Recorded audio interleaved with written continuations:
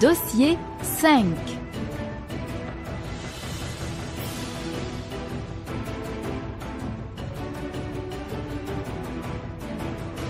Bonjour, mon blog n'est ni un forum, ni un journal.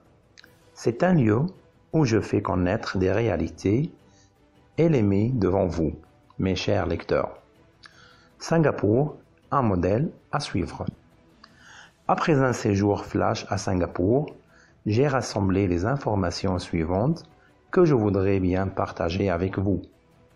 Singapour, île située au large de la Malaisie, était un minuscule pays du tiers-monde, sans ressources naturelles et avec un seul atout apparent, une excellente position géographique. En effet, la ville se trouve au large du détroit de Malacca, qui est l'une des plus importantes voies de navigation du monde. C'est la raison pour laquelle les Britanniques avaient colonisé l'île en 1819.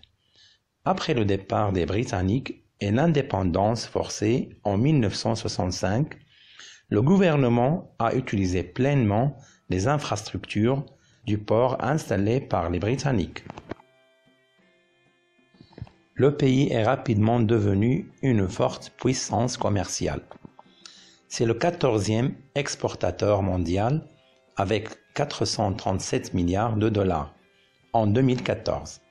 L'île est envahie de gigantesques constructions et infrastructures ultramodernes et pourtant la nature y est habilement préservée et intégrée.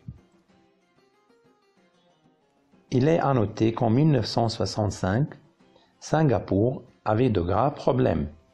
Chômage, main-d'œuvre mal éduquée, habitation de mauvaise qualité.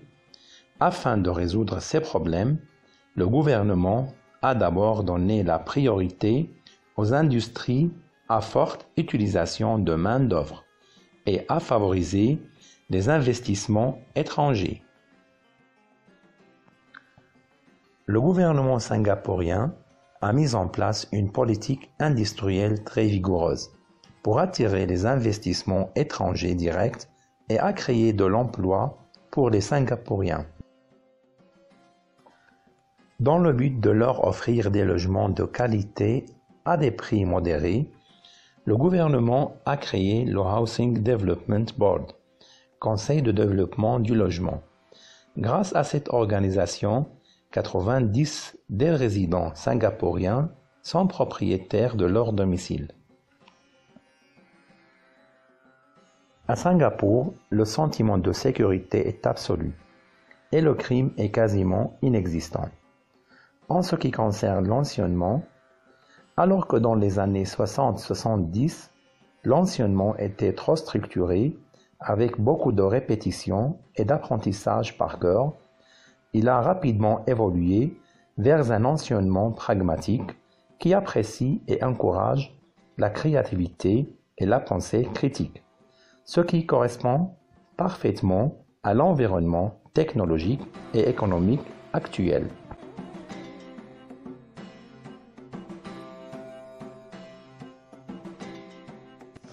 Bonjour, mon blog n'est ni un forum, ni un journal.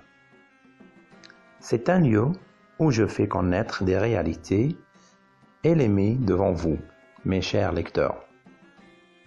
Singapour, un modèle à suivre. Après un séjour flash à Singapour, j'ai rassemblé les informations suivantes que je voudrais bien partager avec vous. Singapour, île située au large de la Malaisie, était un minuscule pays du tiers-monde, sans ressources naturelles et avec un seul atout apparent, une excellente position géographique. En effet, la ville se trouve au large du détroit de Malacca, qui est l'une des plus importantes voies de navigation du monde. C'est la raison pour laquelle les Britanniques avaient colonisé l'île en 1819. Après le départ des Britanniques et l'indépendance forcée en 1965, le gouvernement a utilisé pleinement les infrastructures du port installées par les Britanniques. Le pays est rapidement devenu une forte puissance commerciale. C'est le 14e exportateur mondial avec 437 milliards de dollars en 2014. L'île est envahie de gigantesques constructions et infrastructures ultramodernes et pourtant la nature y est habilement préservée et intégrée.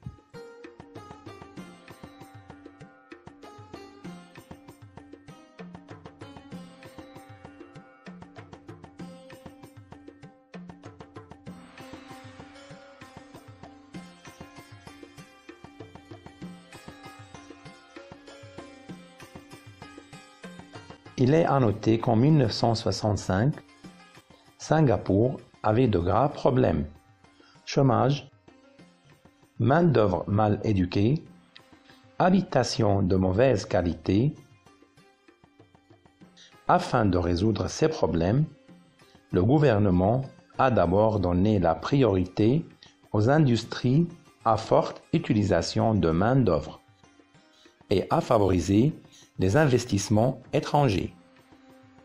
Le gouvernement singapourien a mis en place une politique industrielle très vigoureuse pour attirer les investissements étrangers directs et a créé de l'emploi pour les Singapouriens, dans le but de leur offrir des logements de qualité à des prix modérés.